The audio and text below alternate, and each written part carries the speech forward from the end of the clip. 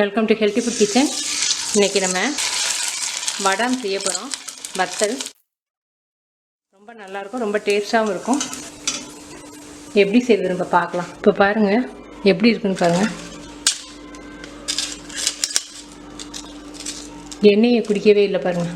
நம்ம அப்பளம் பொரிச்சு வச்ச தட்டிலையும் எண்ணெய் இல்லை பாருங்கள். இது வந்து காற்று புகாத டப்பாவில் எத்தனை நாள் ஆனாலும் எத்தனை மாதம் ஆனாலும் கெடாமல் இருக்கும். இப்போ எப்படி செய்வதுன்னு பார்க்கலாம்.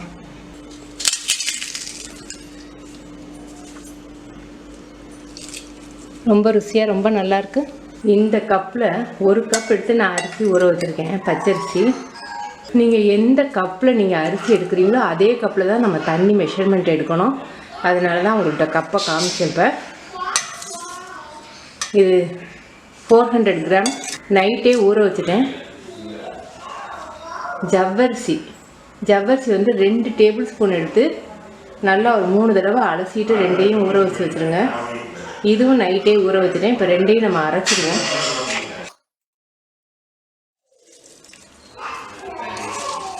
தண்ணியை எடுத்துட்டு தான் அரிசி போட்டிருக்கேன். இப்போ இந்த கப்லேயே நம்ம வந்து தண்ணி மெஷர்மெண்ட் எடுத்து ஊற்றிக்கின்றோம். 1/2 கப் தண்ணி இருக்குது.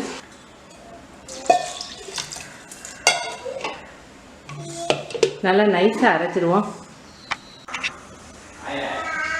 நல்லா நைஸாக அரைச்சிட்டேன்.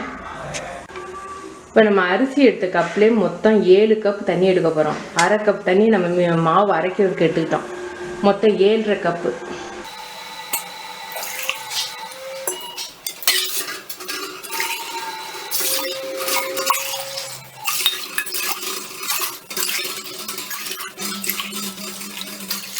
மொத்தம் 6 கப் தண்ணி ஊற்றிட்டோம். இது 7வது கப்பு.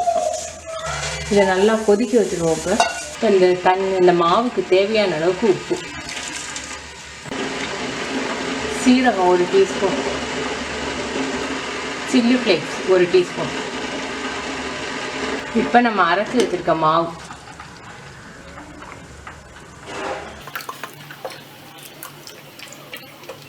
தூரில் பிடிக்காமல் கிண்டிக்கங்க. 5 நிமிஷத்தில் இந்த மாதிரி கெட்டியாக வந்துடும். இன்னும் நல்லா கெட்டியாக வரணும். தூரில் மட்டும் பிடிச்சிடாமல் கைவிடாமல் கிளறிக்கிட்டே இருங்க. 10 நிமிஷத்தில் உங்களுக்கு இந்த மாதிரி கெட்டியாக வந்துடும். கையை நினச்சிட்டு இந்த மாதிரி கையை வச்சு பார்த்தீங்கன்னா ஒட்டக்கூடாது. ஒட்டாமல் இருந்துச்சுன்னா வெந்துருச்சுன்னு அர்த்தம். போதும், அமர்த்திடுவோம்.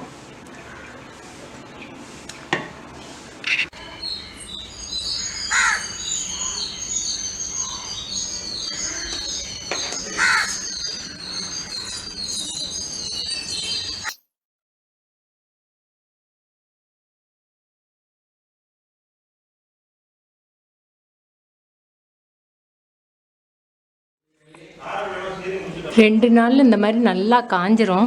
காஞ்ச பிறகு இதை வந்து இந்த பக்கமாக போட்டு பின் பக்கத்தில் நம்ம தண்ணி தெளிக்கணும். தண்ணி தெளித்தா தான் அந்த வத்தல் எடுக்க வரும்.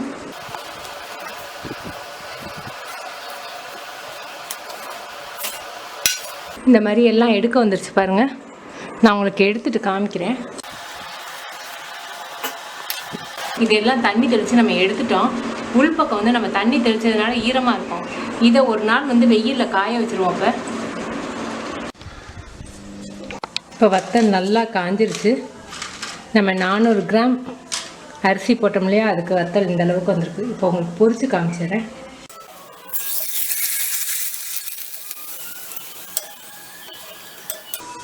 நீங்கள் பெருசாக வேணும்னு நினச்சிங்கன்னா நீங்கள் ஊற்றும்போது பெரிய கரண்டியில் பரப்புனாப்பில் பெருசாக ஊற்றணும்.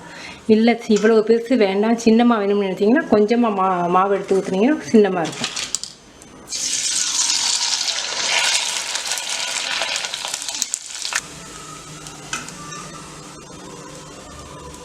வடம் ரெடி. நீங்கள் செஞ்சு பார்த்துருங்க. கமெண்ட்ஸ் எனக்கு சொல்லுங்கள். தேங்க்யூ.